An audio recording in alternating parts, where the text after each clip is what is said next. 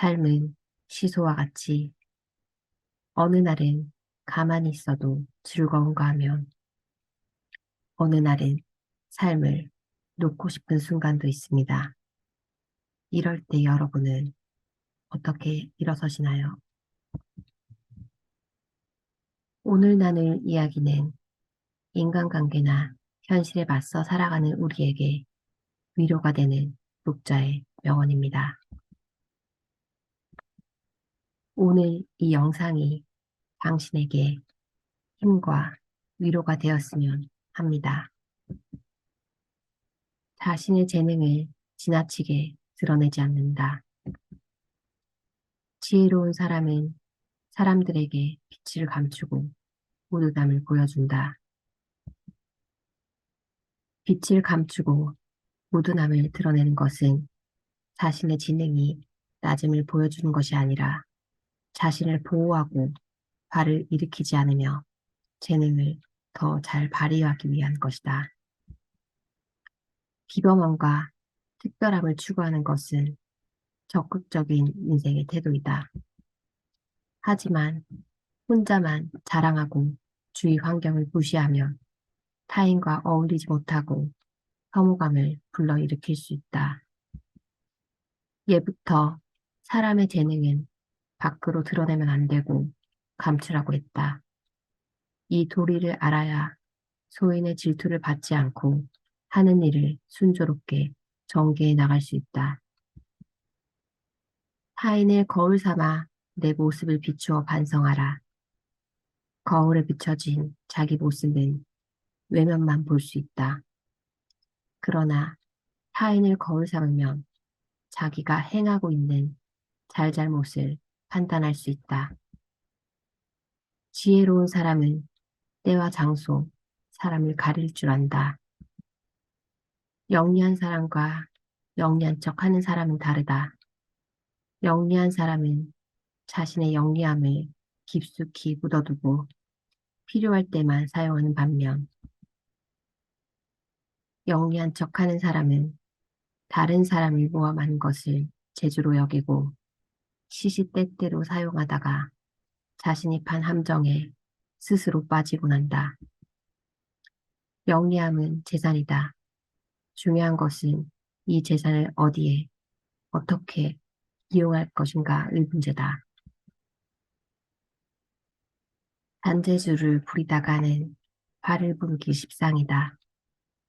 지혜로운 사람은 훌륭한 재산인 영리함을 때와 장소, 사람을 가려 사용한다. 아첨하는 사람을 곁에 두지 마라.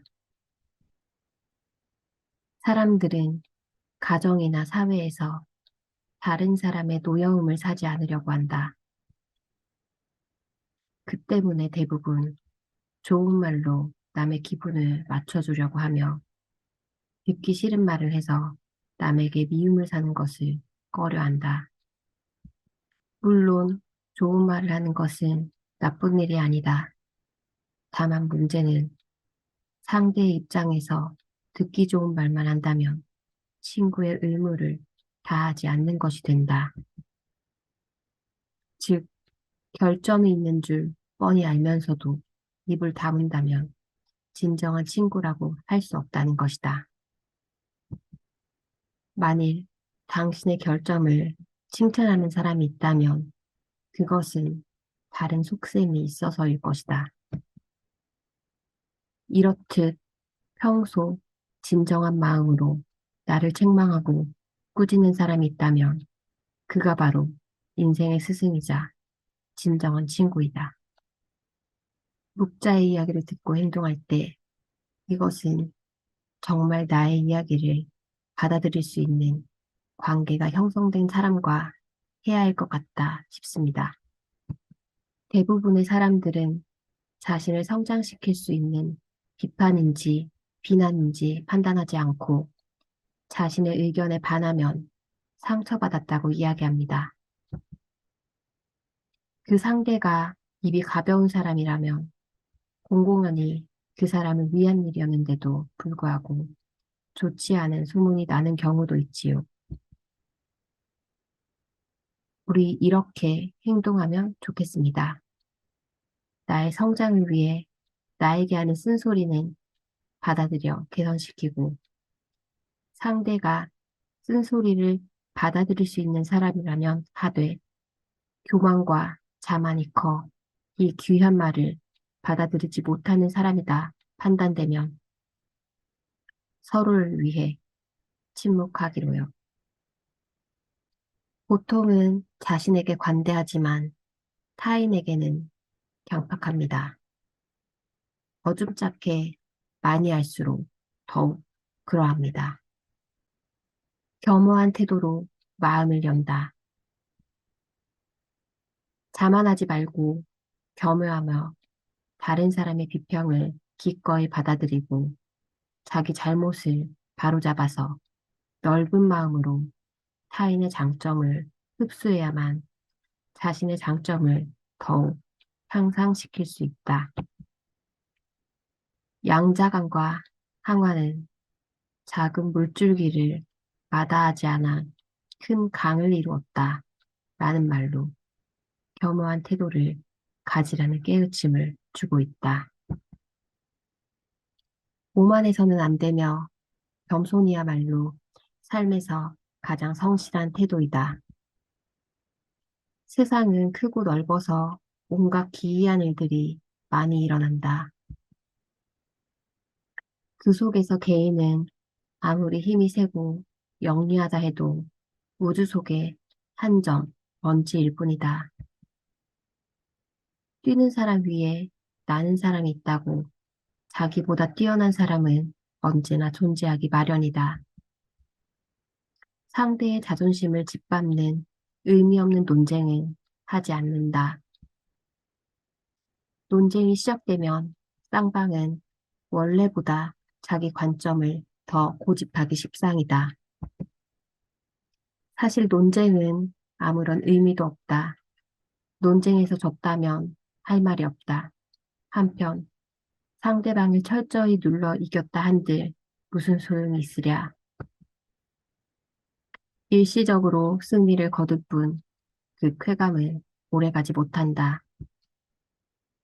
뿐만 아니라 논쟁에서의 승리는 상대방의 자존심을 짓밟는 대가로 얻은 것이다. 남의 체면을 깎아 얻은 승리 때문에 상대로부터 원한을 사서 화를 당할지도 모르는 일이다. 상대방과 논쟁할 때는 두 가지의 결과를 생각해 보아야 한다. 하나는 의미 없는 표면적 승리이고 또 하나는 상대방의 호감이다. 이 두 가지는 한꺼번에 얻을 수 없다. 그렇다면 우리가 진정으로 원하는 것이 무엇인지 곰곰이 생각해 봐야 한다. 나를 비워야 타인을 담을 수 있다. 교만은 사람의 몸을 감싸는 악취처럼 조언을 건네는 친구를 쫓아버린다. 다른 사람의 의견이 나와 다르다고 잘난 척하지 말고 스스로를 돌아보아야 한다. 그래야 마음을 비우고 더 성숙해질 수 있다. 비워야 다른 사람을 담을 수 있고 교만하면 자기 외에는 아무도 담을 수 없다. 생활 속에서 우리는 늘 무의식적으로 물이 가득한 컵으로 변해버린다. 그러나 자만을 내려놓고 마음을 비울 때 다른 사람을 따라 배운다면 우리가 모르는 많은 것들을 발견하게 될 것이다. 겸손에는 두 가지가 있다. 지위가 낮거나 능력이 부족할 때 겸손한 것은 대단한 것이 아니다. 사업에서 성과를 얻고 다른 사람에게 칭찬을 받을 때 겸손한 것이야말로 사람들의 존경을 받는 진정한 겸손이다. 소인에게 맞서는 기술과 피하는 기술이 필요하다. 사람은 크게 군자와 소인으로 나뉜다. 군자는 공명정대하지만 소인은 항상 다른 사람을 놓고 계산만 한다. 늘 주변의 크고 작은 이익을 살펴 수시로 공짜로 얻으려는 마음이 강한 소인은 심지어 다른 사람을 음해하기도 하며 그 기세를 막을 길이 없을 정도이다. 그러므로 소인과 교제할 때는 신중해야 하며 건드리기보다는 피하는 편이 낫다. 군자의 미움을 살지언정 소인의 미움을 사지 말라. 소인은 평생의 삶을 방해하고도 남기 때문이다. 따라서 소인을 절대 얕보아서는 안 된다. 군자는 소인과 친구는 되지 않더라도 소인을 대처하고 피할 줄 알아야 한다.